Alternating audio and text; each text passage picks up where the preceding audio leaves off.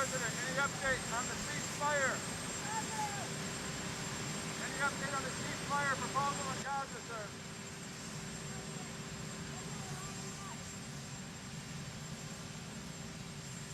Mr. President! Up.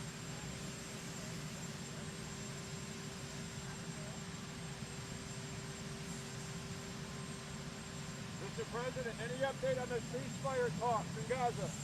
Any update?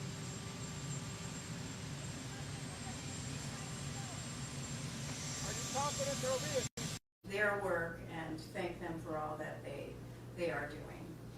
Lucas County Sheriff's Office, Fulton County Sheriff's Office, Toledo Police Department, Holland Police Department, Swanton's Police Department, Swanton Fire Department, Lucas County Coroner, Fulton County Coroner, Delta Fire Department, Toledo Fire Department, Springfield Township Fire Department, Metamora Fire Department, Monclova Fire Department, Lucas County EMS, Fulton County EMS, Springfield Township EMS, St. Vincent Mercy Life Flight, Public Utilities Commission of Ohio, the Ohio Environmental Protection Agency, the Ohio Turnpike and Infrastructure Commission, and Bubba's Towing. Thank you again for just the tremendous assistance in a very tragic time, and we appreciate everything you're doing now and helping us with our investigation. So with that, we're going to take some questions. If you'll raise your hand, I will recognize you. Please provide your name and your affiliation. Mike Siegel, the Toledo Blade. I have a question to the investigator in charge.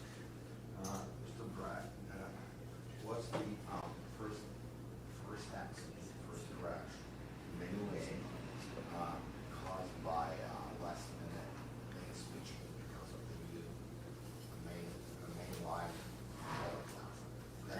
That Toyota that you said that slowed down, was that in any way because the driver wasn't well oriented, was trying to figure out which lane to go to?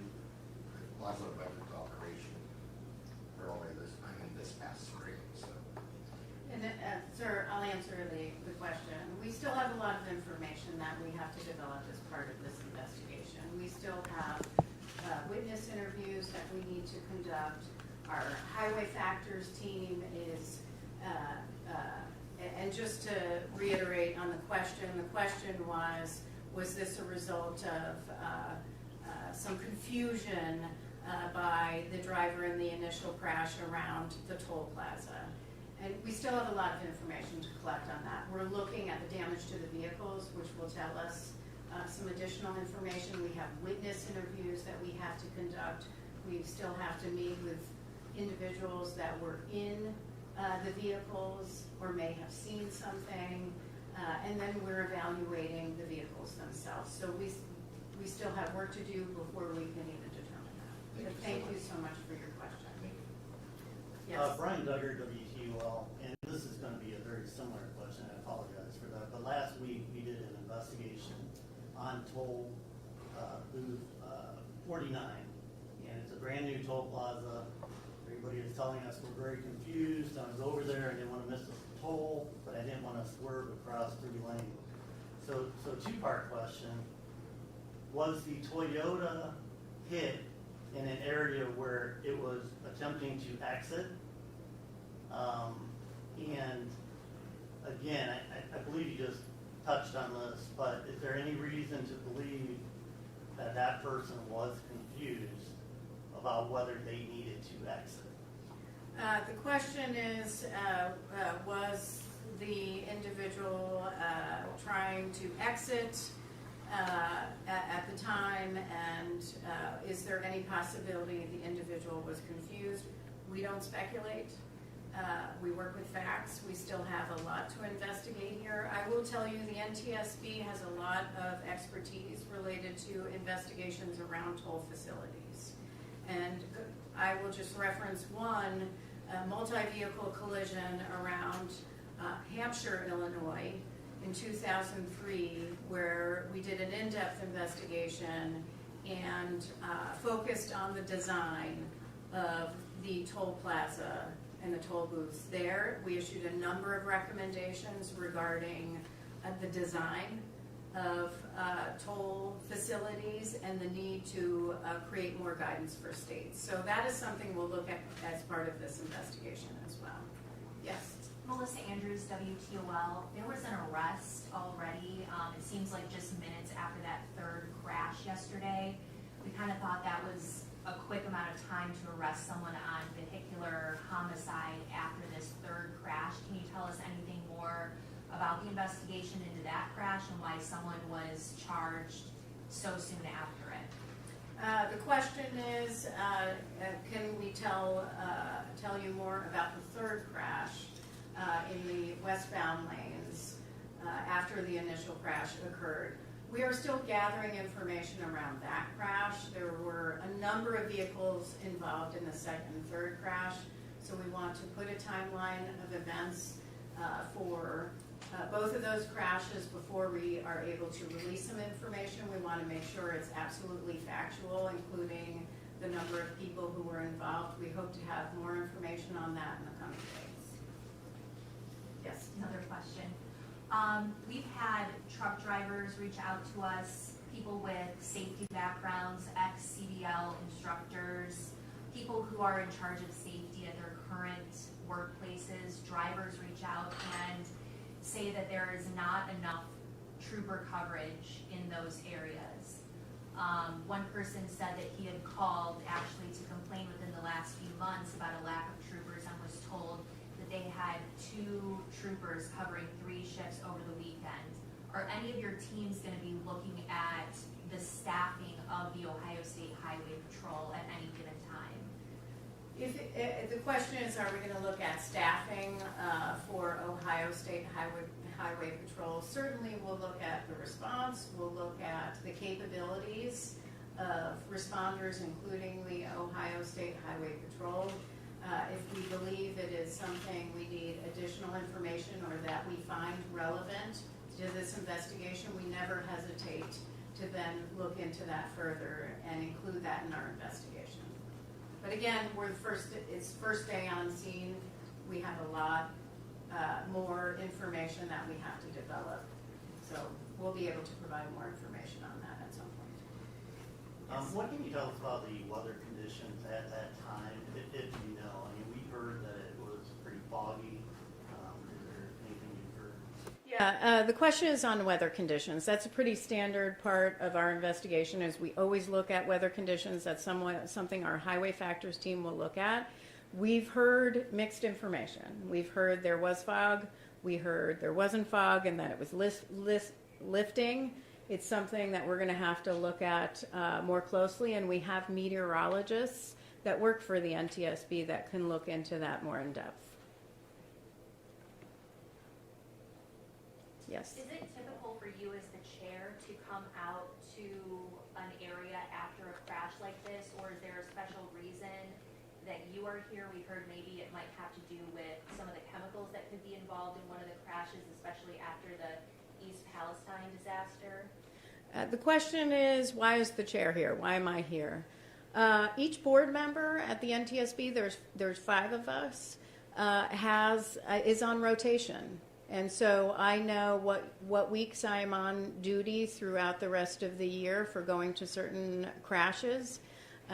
One thing we try to do is bring our new members into the investigative team so they can begin launching. Member Inman is one of our new members. This is his training launch. So we're here together. Thank you for the question. Yes. Did you have one? No. Nope. Okay. Yes. Alexandria Manthe, 13 ABC. So you guys obviously investigate lots of crashes, but what was the leading factor in your decision to come and investigate this series of crashes? So the question is, what was the leading factor in why we're here? A couple of ways I'll answer that. 40,000 people, over 40,000 people are dying on our nation's roads. We're in the midst of a public health crisis. In Ohio, over 1,200 people annually are dying on Ohio roads. With this one, when this occurred, we saw some safety issues that we really wanted to look at. Those include traffic incident management around the initial crash. We want to look at the exposure to any first responders, toll workers, or others in the area after the initial crash. We want to look at the role of collision avoidance technology. It's something the NTSB has recommended since 1995. Collision avoidance technology, that's safety technology in vehicles that could prevent crashes. We want to see if that could have prevented these 3 crashes.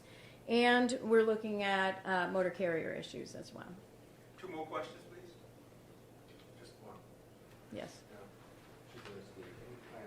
Spell your last name. The question is on Kenny's last name. His last name is spelled, so it's Kenny, and it's Bragg.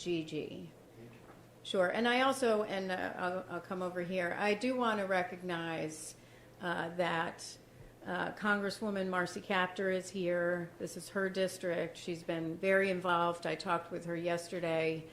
She's here today, and very concerned for, thankful for the first responders, but also concerned about what happened here. And we also have the state representative, State Representative Gambari, who's here. Thank you very much for you both being here. And the state representative was in earlier when we had our briefing this morning, just to meet everyone, and really appreciate your presence. And then, of course, we have representatives from Senator Brown's office, and then I briefed Senator Vance's office also yesterday, who had some concerns as well.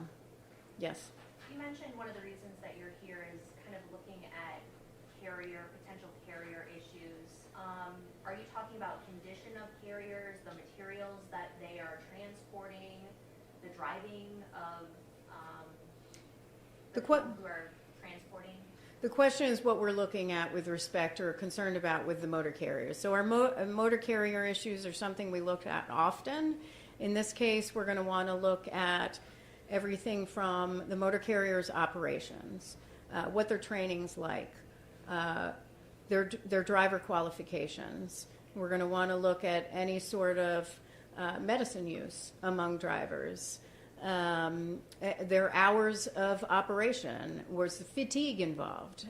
This is all standard as part of our investigation, and that's something we're going to want to look at as part of this crash. And our motor carrier team, as I said, will at some point head out to Summit, Illinois to meet with that motor carrier operator. All right, well, with that, thank you very much for joining us. And for further updates, please monitor our social media or ntsb.gov. And thank you for attending.